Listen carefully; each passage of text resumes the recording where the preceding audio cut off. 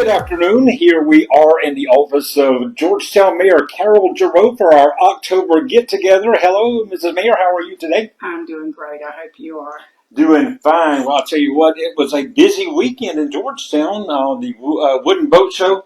What did you think about it? Now, who ordered the weather? Did you do that? I'm telling you what, it was absolutely the prettiest weather for a boat show that I can remember. And the thousands of people that were downtown and all around town, both days. Actually, they started coming in Thursday, Friday, Saturday, Sunday. So we were kind of booked all weekend. And I'm anxious to talk to the Maritime Museum folks and talk to them about the great success that they've had. Well, I'll tell you what, the crowd shots that I saw, some that we took, some that other people took, I mean, it was just a sea of people up and down Front Street. Oh, yeah.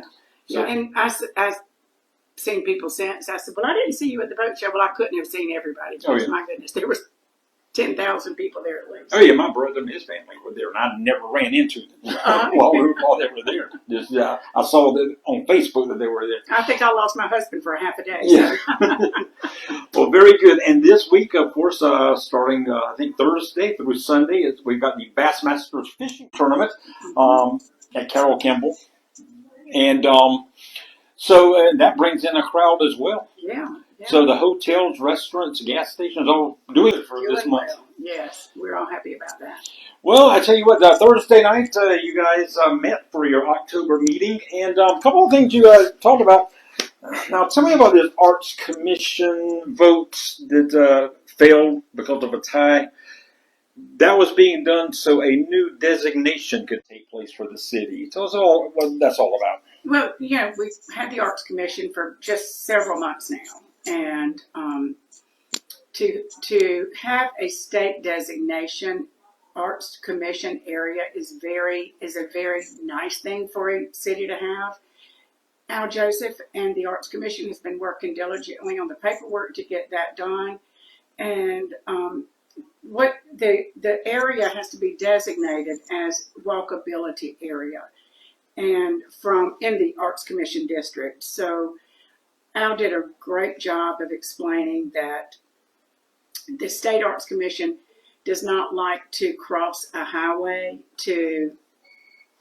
they want it encompassed within a district that's not crossing a highway. Mm-hmm. He went over and above to have us be able to cross Fraser Street, which they designate as a highway, to go to the West End and down, so that we did not miss any of the West End buildings that need to be designated and need to be in the Arts District. I mean, there's certainly very many over there. Now, the cemetery next to IP. He missed that, but that's going to be absolutely. We were drawing in there, and he was very upfront. Gosh, I missed it. Oh yeah, no. But it was a draft, and it was nothing more than a draft. But even the draft didn't pass. So that'll be added. Now, somebody also mentioned to me Bethel Church was not included.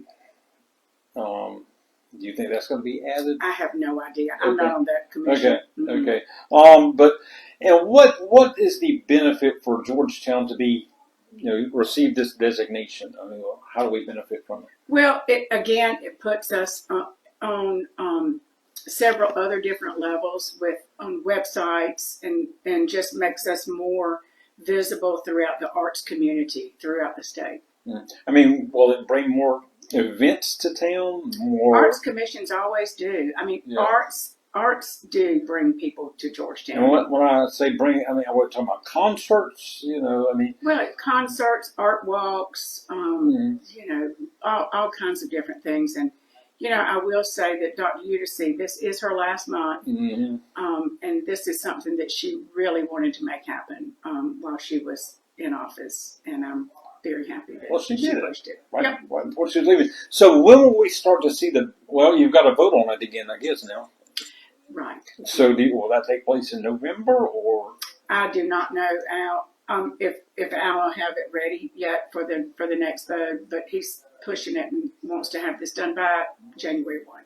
Okay, but you can vote again on it, and most likely all the council members will be present. Yeah, I mean, it hurts when there's anybody absent. Yeah, because we Well, get then, you don't get ties usually, but it does happen when in a there's. small council, it can happen. Yeah. And a tie is a no. Hmm. But you don't have to wait a year. Because I used to hear that sometimes you have to wait a year before something can come back up. No, because we did not. Yeah, I mean, this was a draft. Okay, so you come back up.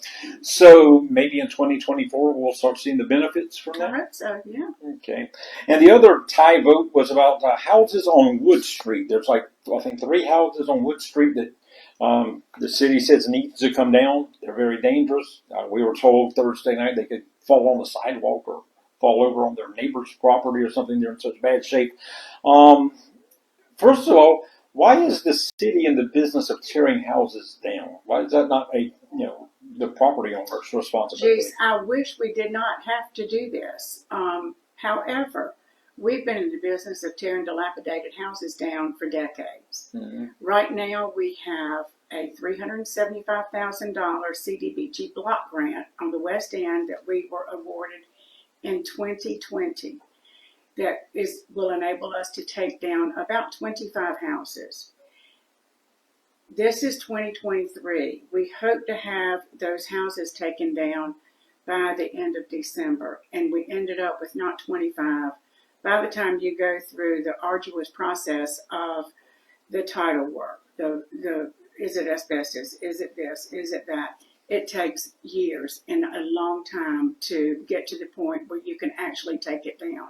So we will take down 17, 18 houses that have been approved by the owners for us to take down on the West End. That should happen very shortly.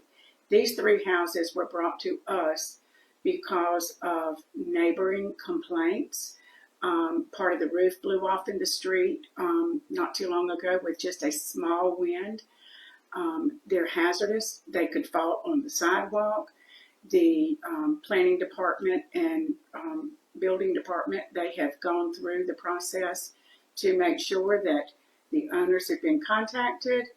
The ARB has been contacted because they are in the historic district and they're older homes. And all the work was done for this to be ready. And why in the world it was not agreed upon by a city council is beyond me. It was a 3-3 tie. Right. Now, one of the concerns we heard was that the West End, it seems like it takes a long time for a house to be demolished that needs to come down.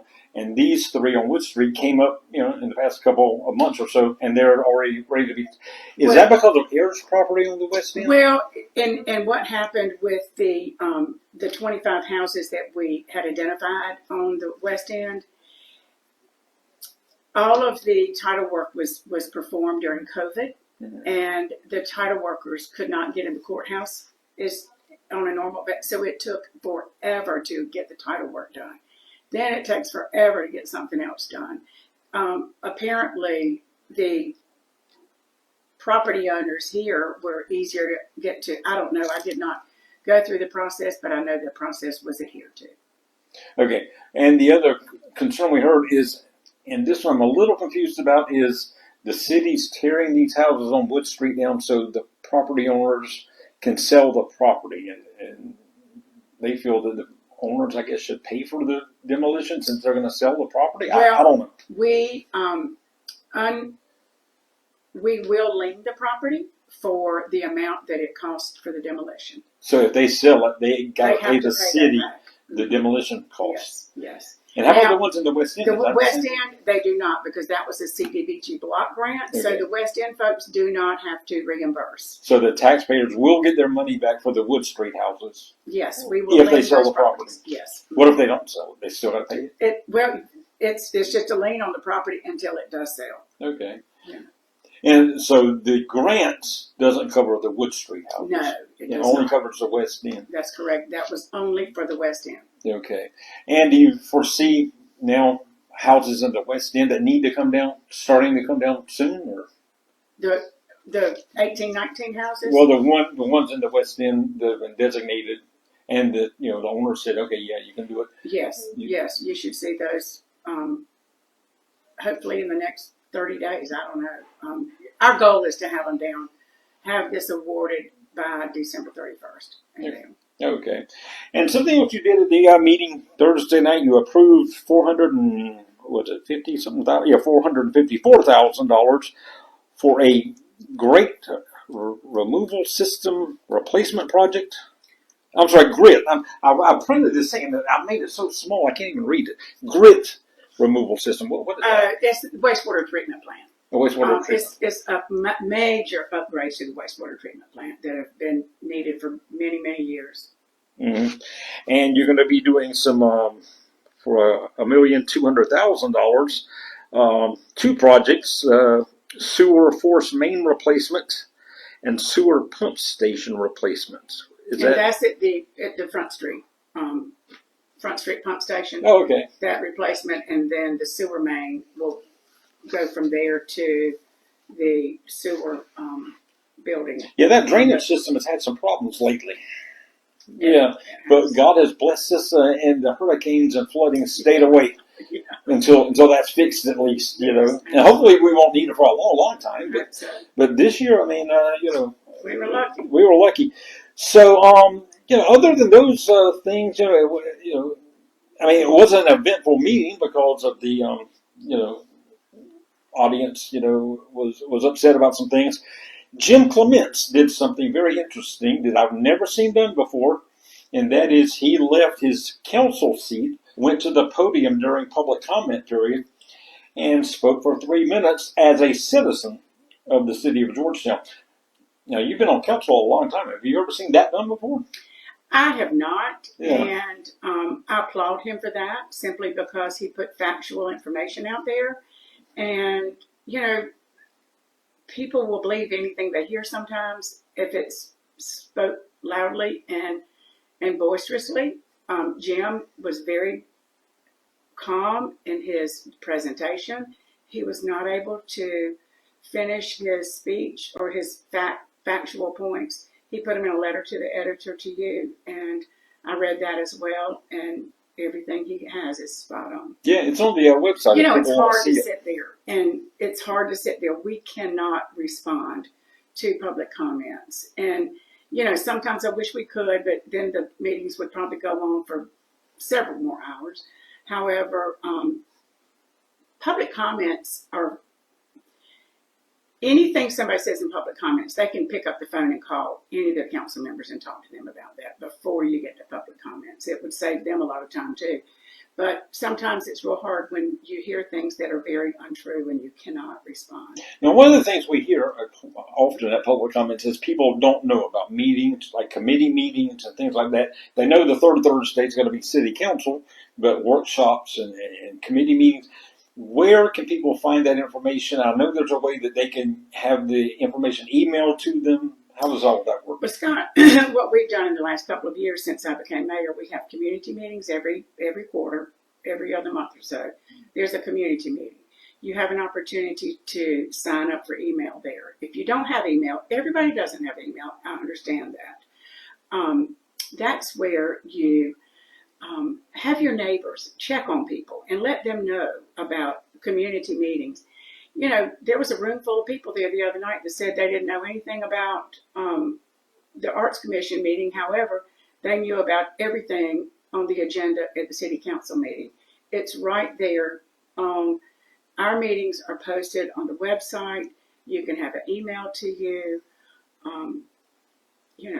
There's many ways that you can get that information. I know I get and not because I'm a reporter, just because I'm hooked up to the same thing that everybody else can be hooked up to, and that's the email every Friday. Yes. Telling what meetings, committee meetings are going to take place the following week. Mm-hmm. Those come out every Friday, so you can plan your week ahead if you'd like to.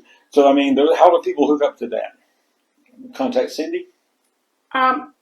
Yeah, you can contact Cindy and give her your email address for that, for sure. Okay. Mm-hmm. And come to the community meetings. Our next one is November 1st, I believe. Mm-hmm. In Country Club Estates. Mm-hmm. Yeah. And I noticed under the announcement we posted about that, somebody posted, well, you're doing it in, the rich neighborhoods. No, you do it everywhere. No, we just did it in the West End. I think that was the last one we did in the West End. Yeah. Uh-huh. So you do it everywhere. We do it everywhere. I think you're actually starting the rotation over now. Oh, this is our third time. Third time. Okay. Yeah. So you'll be back in the West End in 2 or 3 months, I guess. Longer like because we just did that last month. Okay. 2 months ago. You'll be back in Maryville soon. Maryville and the library. And do you find those are helpful? Do people show up? I know I can't get all of them because sometimes there's other meetings, but the couple I've been to, I mean, they seem to be pretty informative. I think they're very helpful. We have staff there that can answer questions because council certainly doesn't know what staff does. We have staff there from every department that can answer questions. We take down the information and someone will get back to them on their issue. It may be a ditch in front of their house. It may be whatever. But the good thing or the bad thing is we hear about this same thing from every neighborhood. There is a common thread within the city, and that is speeding. Speeding is probably one of the biggest issues we hear. Drugs, that's another issue. Somebody selling drugs in my neighborhood, that kind of thing.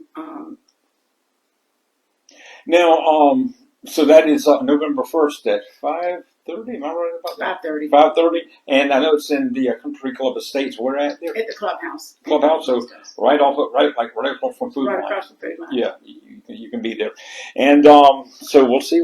But before that, this Thursday, you're going to be meeting for a long time on Thursday. Well, yes, we are. We'll have a strategic planning meeting just to get our start ahead on next year. And Scott Whittier, our new